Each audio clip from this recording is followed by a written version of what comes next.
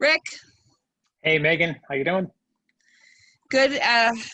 It's Wednesday instead It of is. Tuesday Mm-hmm. because yesterday we did this and it did not get recorded. Zoom is funny. It's a funny Yeah. situation with recording. So my little tab here says it's recording, so hopefully that's actually working. Okay, Yeah. so We'll go with on with that. the fun. Yay. September. It's September Ah, already. yeah. We're gonna get out Already. our pumpkin spiced lattes and just go Yeah. with the flow, Can't even though wait. it's supposed to be Well, 102 this weekend. I think so, but it's starting to get darker a little bit earlier and it's cooling off a little bit more at night. So, we're getting there, Yeah. right? Do I look glitchy to you? No, you look fine. Huh, you look a little No, you glitchy look to good. me. All right. Well, then let's just keep rolling and maybe it'll turn out good. Okay. Yeah, you'll be So, fine. today we wanted to talk about Mhm. appraisals, Yeah. and there's some confusion. Oops, there's some confusion with Uh-huh. appraisals because sometimes people think that an appraisal is the same as an inspection, Mm-hmm. or an appraisal is the same as an assessment. Mm-hmm. And we're really talking about three different things here. Mm-hmm. So, how I explain it to my clients is that and the bank is really the owner of the house until you pay it off. And the appraiser is out there to make sure that the bank is making a sound decision to loan you hundreds of thousands of dollars on Mm-hmm. this piece of property. Yep. So they come out there, the appraisers, and they measure. They do a lot of homework. They take a lot of photos. It takes typically, 30 minutes. Mm-hmm. And then they do a report. The report's Yep. back in a few days. Yes. And then that's a condition of being able to get a loan for the property. Yep. Um, and I know we talked yesterday during the Mm-hmm. practice of this about a couple different, kinds of appraisers. There's a for conventional, there's FHA, and there's VA. And I know we wanted to talk about VA for a minute because, Mm-hmm. yeah, but sometimes sellers are nervous to accept a VA offer because they think that there's going to be a lot of repairs involved. And what do you say to that? Yeah, that's a fallacy. 20, 30 years ago, that was really the case, but anymore, the VA is not much different than any other appraisal, including a conventional appraisal. So here's the difference compared to, say, years ago, 10, 20 years ago. Used to be the VA employed their own appraisers. They sent them out to the property. They used different format, different forms, different process. And so it was a different process altogether.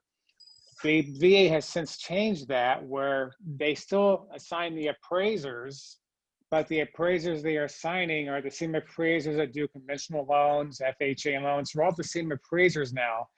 The only difference is it's going to say VA on the form instead of conventional or FHA. Same Mm-hmm. appraisals, the exact same process. The forms look almost identically the same. And so we don't see any difference in terms of the VA appraisals compared to any other appraisals. And they're Mm-hmm. coming in at value. I mean, people think sometimes that the VA is tougher on the value. They're not any tougher on the value. The reality of it is the comp down the street has the same exact sales price and comp as it is for a conventional loan or an FHA loan. The comps don't change. And so they Mm-hmm. use the exact same criteria and they do them, still pretty fast. I mean, give you an example. We have one right now. Crazy as this sounds, it's $1,498,000 purchase Wow. price, zero down, VA. Wow, that's Right? wonderful. Yeah. Got that appraisal back in about 7 days. And guess what value? 1,498,000, no conditions. Thank you very much. Yeah. So they're really, people should not be afraid of VAs. And by the way, veterans have earned that right to have that home loan. I mean, That's right. they've earned that right. Let's let them have that, right? It's a Mm-hmm. great loan. And by the way, while I'm on that topic, the zero down VA does not mean the buyer is less qualified. Mm-hmm. In many Mm-hmm. cases, that zero down veteran is more qualified than your 20% down conventional buyer. Right. So people should not shy away from the idea that, well, it's a zero down, it's tough on the qualifying, it's tough on the value, they don't qualify. That's all a fallacy. We're closing these VA loans the exact same process, the exact same everything as we do an FHA or conventional mortgage. Right. Anyway. Yeah, I totally agree with you. I appreciate you taking that to topic there because, yeah, I mean, I'm completely with you. Yeah. All right. So we talked about who does the appraisal. It's the appraiser. By the way, it's much harder to be an appraiser than a realtor. I mean, to get licensed, you have to be. It's very hard to get licensed as an That's appraiser. right. It's very, very hard. These appraisers have gone through the ringer. I mean, I think they have like an apprenticeship for 3 years with another appraiser. Yeah. So they're not just a group of turkeys wandering around in the forest. I mean, these guys and gals have been very well qualified. And what they do and simply is that they sort of draw a circle around the property. It's about a mile. And they look for sales within the last 6 months. And they look for sales within the last 6 months within a mile that are about the same square footage, give or take, 5, 10, 15% or so of the square footage.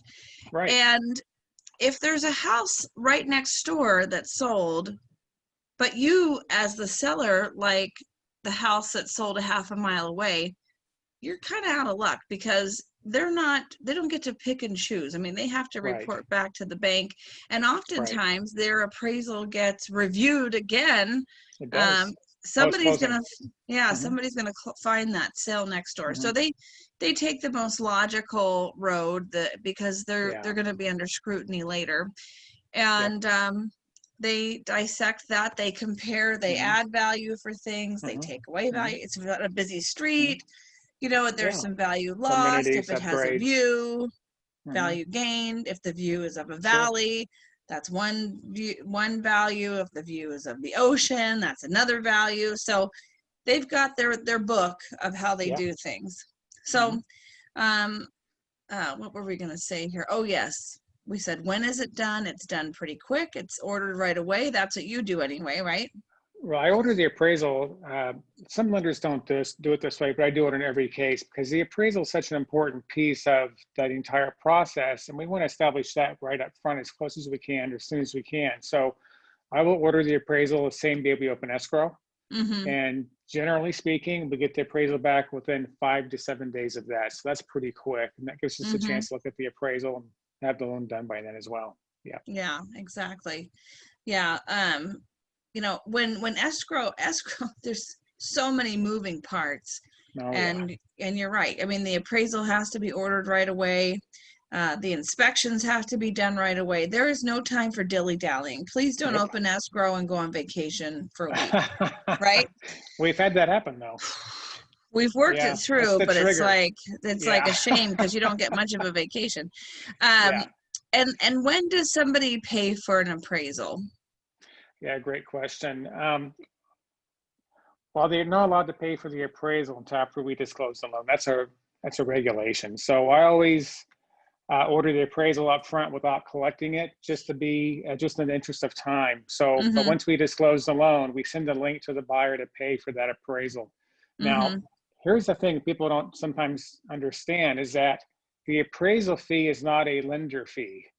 It is a separate fee, just like escrow is, title is, home inspector. So we actually send that link to that buyer to pay for that appraisal. And then we pay that appraiser directly. We will take the invoice from that appraiser and then pay that appraiser. So that's where that money goes. So they will collect the money before we have loan approval after the appraisal is completed generally. That's good. Yeah.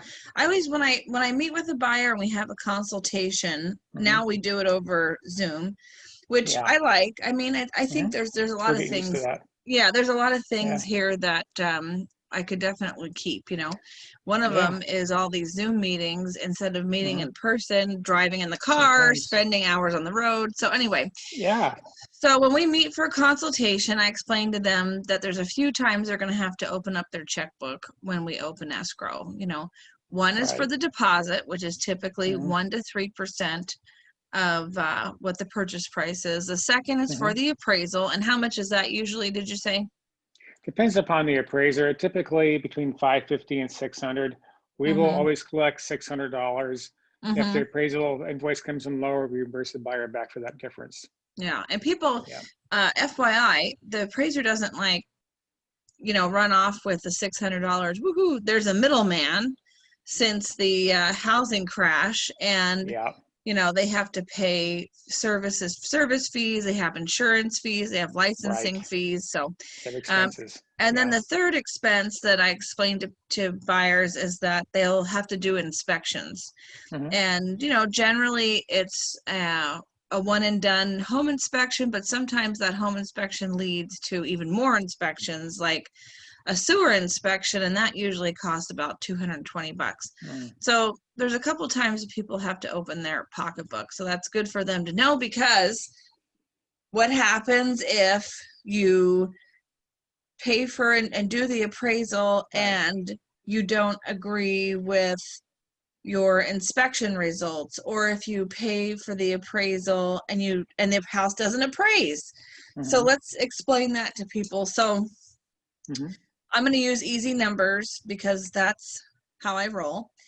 So yesterday we used the example of $120,000 purchase, right? Hmm. So if someone's paying $120,000 and the house appraises for $100,000, Hmm. Hmm. and they are approved for 80% of loan to value, then that means Hmm. they're approved for an $80,000 loan, correct? Well, on 120,000, it's going to be a bit more than 100,000, or less than that. 20% of 120. Yeah, well, what I'm So, saying is, so yeah, about 96,000. what I'm saying is, if the house only gets appraised for 100,000, Okay, gotcha.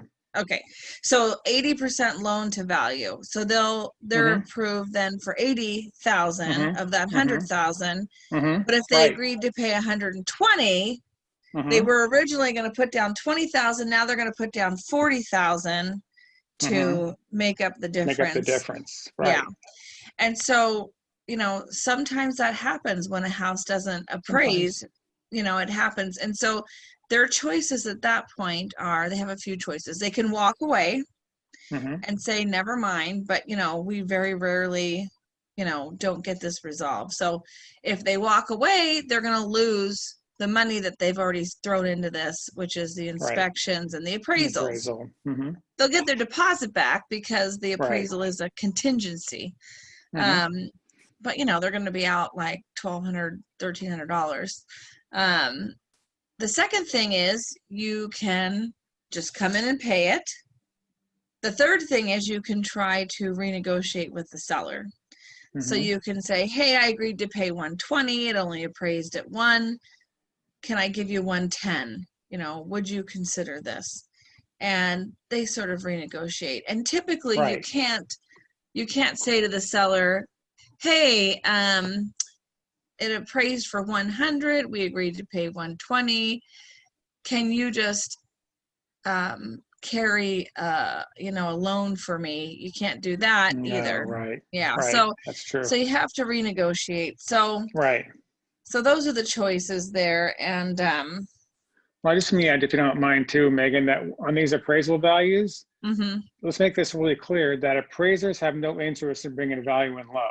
And so mhm, sometimes someone will say, oh yeah, but I know someone that can bring it in higher, or they think the appraiser is off his rocker or give him the wrong value. That's not the case at all. The appraiser knows what the sales price is when they go out to the property, because they have the purchase contract. They will mhm, do their very best, the best to bring that in at value, as long as they can support the value. The key is they've got to support that value. mhm, So their appraiser is not going to just be loosey goosey and bring it in lower just because. They're going to do the best they can to bring it in at value. But as you say, if that does happen, and it happens, doesn't happen very often, but when it does, we can renegotiate. There's some things we can do to help that out. mhm, mhm. Yeah, I mean, like, I have a lot of listings, and a lot of my Mhm. listings are pretty unique. And Yeah. so what I do is that I always get in hold of the appraiser, a couple of days beforehand to set the appointment, and I send them first a list of improvements that the owner has made and Mm-hmm. the approximate year, because the appraiser wants to know, is it more than 5 years old? Is it less than Sure. 5 years old? So I'll give them a list of improvements, and then I'll give them the comparable sales in the neighborhood that I think are the best match, just in case they, Mm-hmm. miss something or they don't understand something. Like if there's a house that has a Mills Act plaque on it, then Mm-hmm. that should really be compared with Mills Act, but not everybody knows about Mills Act, so you have to educate them. Right. So good. Well, I think that was, go ahead. Well, no, I was going to say that to your point about being prepared, we talk about being prepared all the time on these calls. The Mm-hmm. difference with some other realtors, and you're an exceptional realtor, we know that, but I deal with a lot of other realtors where they are not that prepared. And what sets me kind of crazy some days is when I'll ask the realtor about the appraisal and say, oh yeah, I gave the appraiser access to the lockbox, or they called my seller for that. I'm just like, Oh my you God, just help can't do me. that, right? They're just not What? prepared. They're not helping at all. No, And so no. that's why I think in your case, we always have a great result because you're the most prepared person in the room. Nah, That helps, I try. I really try. right? I Yeah. know. I know. So that's important to know. My Yeah, Siri's talking to me. I know. Be quiet, Siri. Oh my But that's a good gosh. point though. You're so prepared, and that's helpful to the appraisers. It Yeah, honestly I want to is. be helpful. I want to get everybody, put a little grease on this wheel and get things done for people with as little Yeah, drama as possible.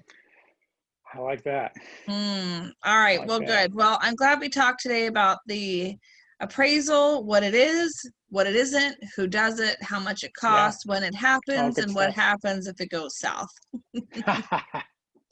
All right, Rick. Well, Exactly. have a great holiday weekend You and too. Thank you, stay Megan. cool, and we'll see you next Tuesday. Awesome. Take care. See you later. Bye-bye.